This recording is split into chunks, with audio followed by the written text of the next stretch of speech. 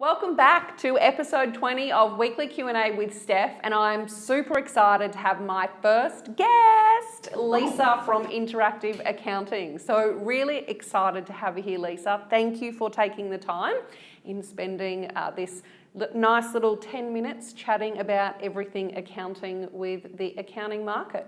So I have one question for you today, and I'm hoping that this will bring a nice lively little debate. But what do you think is happening in the world of accounting for people who've been on their journey for a number of years? And the reason that I ask this is obviously the US is in a very different spot to Australia. The UK is in a very different spot to Australia again. But obviously New Zealand and Australia are moving ahead at a very similar pace.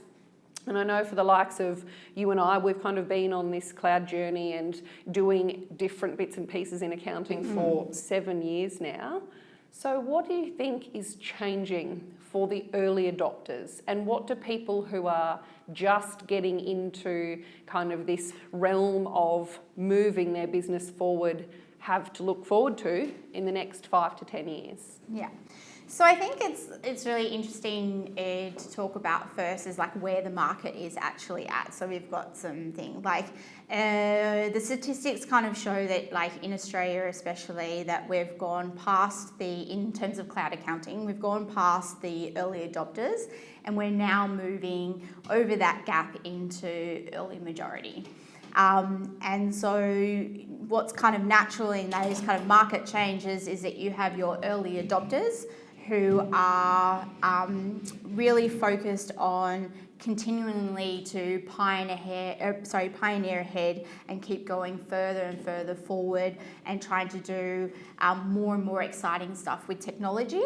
And then you still have the vast majority that are still in that early stage, and you'll find that a lot of the vendors in the space are still focused on helping that early majority onboard clients, get their procedures and processes in place, get their marketing right, get their internal flows right. And so that's where a huge amount of the resource and the focus of the cloud accounting vendors will be on that space.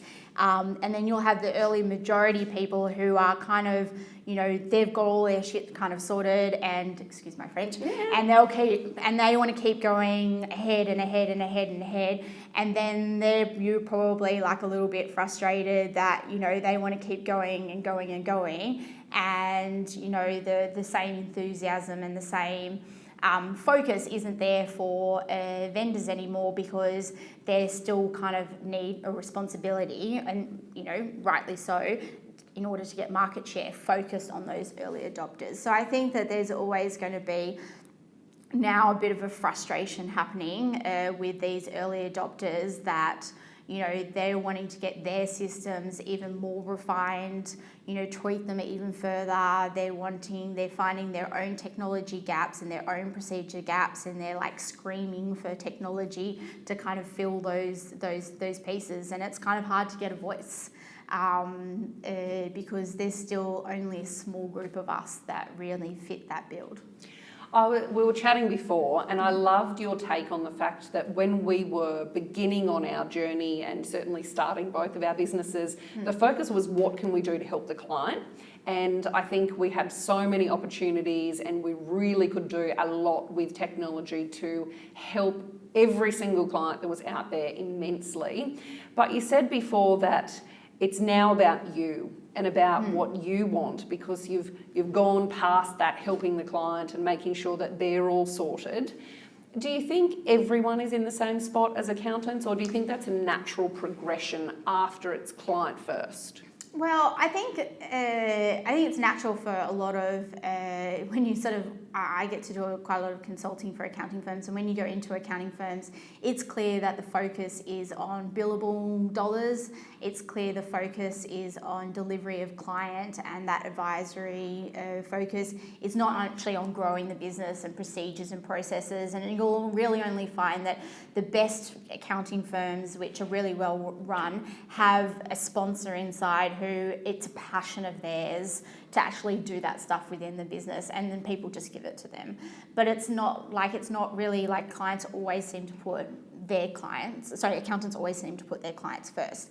And I think that it was possible to have a very client focus, when it came to the technology space, because there were only a few in the beginning when we started. There was only a handful of add-on partners. Now there are just so many add-on partners. It's just becoming too confusing. It's too much. It's too overwhelming. And so, now people are just focused on the accounting software. And when you want to have a look at, outside of the accounting software, then you go to a technology specialist or someone who has a team of people who just focus on that. And I think that, we have a lot of the procedures and processes, and we've set up our clients in all the same fashion, and we've kind of sorted them out, and we've got them working really well and working them really efficiently.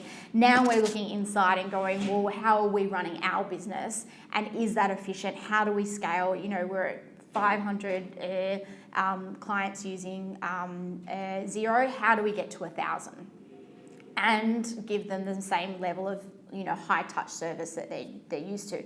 And for that, we need better practice management systems, and we need better communication tools, and we need better education for our staff, and new staff coming on board and what have you, so that we can grow that business even better. And I think that is really, it's certainly the conversations that I've had with you, and it's the conversations I've had with Tim Munro, are like more and more in the last 12, 18 months. It's been about how do we improve our business, and through improving our business, we can help our clients more. And it's great because there are so many accountants now who are really interested in what they can do to improve their own business. And obviously, we'd all love technology that did exactly what we wanted it to do at exactly the right time with no issues. Without that technology, what is your advice to people who are kind of just starting this journey of understanding it's all about their own business and treating themselves like a client and really trying to work on them? What's the first step in the process? I think the first step in the process is really understand what you're good at and what you're not good at. Like, I see a lot of accountants out there who are starting their own business, and they've got the passion, they just don't have the skill and the knowledge, and they can spend hours and hours and hours, and like a ridiculous number of hours, of trying to actually put this stuff together themselves, and still may not be able to get it right.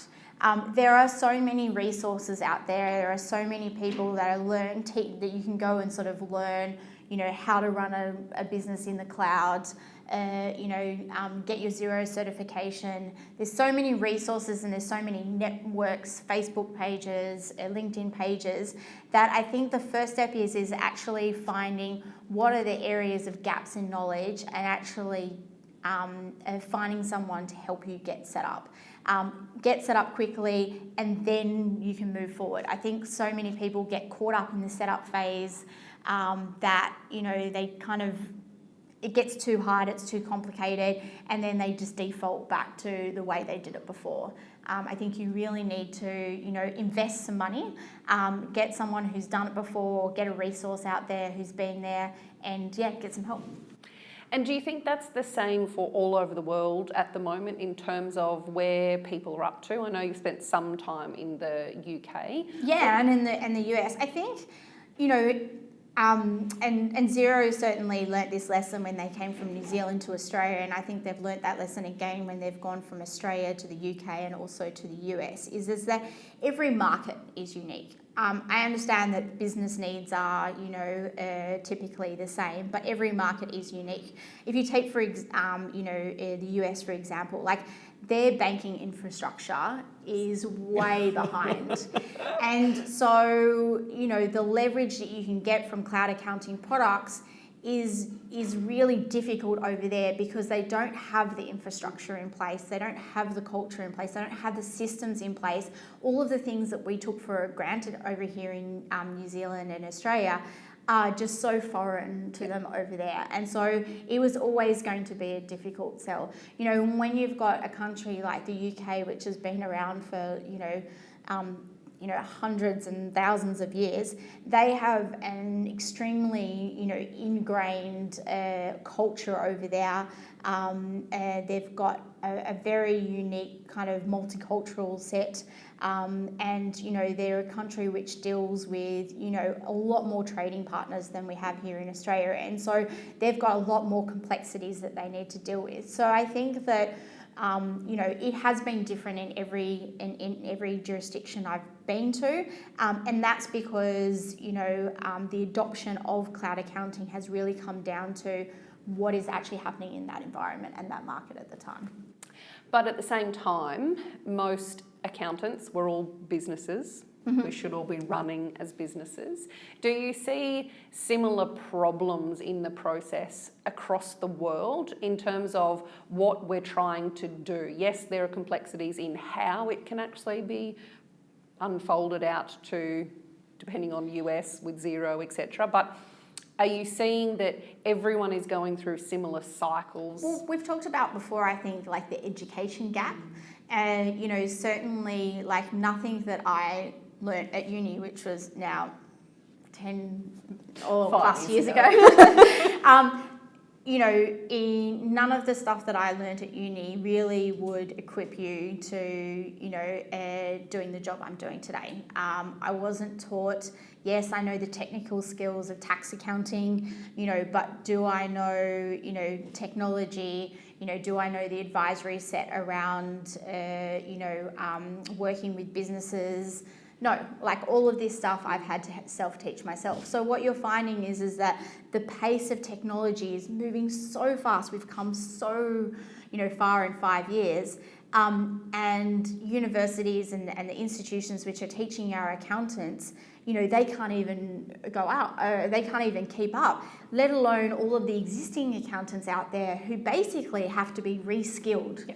And I think that is what people don't understand, is that there is a new skill set that is required when you're doing accounting and you're using cloud products, and you need to reskill your staff. And I cannot emphasize enough on, the training and education, not only of our young people, but of existing accountants out there in, how the skill set that they need and the knowledge that they need to be able to, still have a job in the next 5 years. Definitely. And my last question, because it's always my favourite question to ask, where do you go to learn? And it's great, you've just opened this beautifully in terms of, yes, we've done uni. Yes. We've done our degree, we've done all of the technical stuff, and it's quite easy to still get technical training.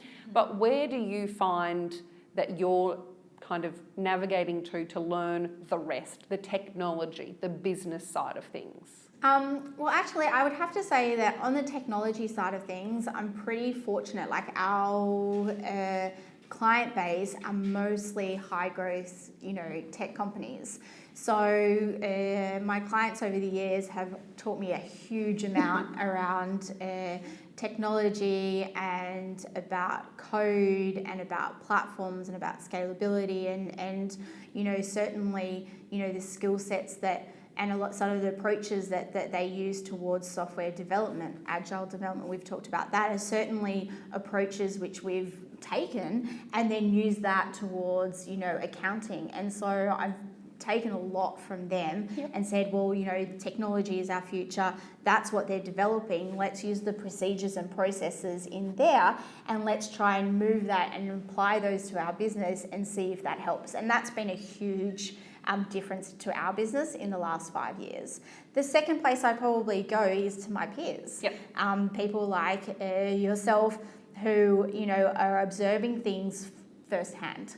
I feel like that we're at the forefront, and we're, scientists, and so, I come up with hypotheses and I test them, and, half the time I'm wrong and half the time I'm right, but the times that I'm wrong is where I learn. Exactly. So a lot of it is kind of like self-taught. I don't like to read, I do read a little bit online. I don't like to read too much, because a lot of the people who are posting online at the moment actually have never run an accounting firm, or it's been 10 years since they've run an accounting firm.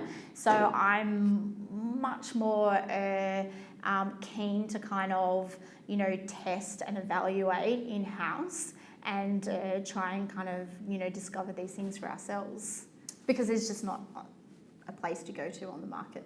Agree. That's perfect.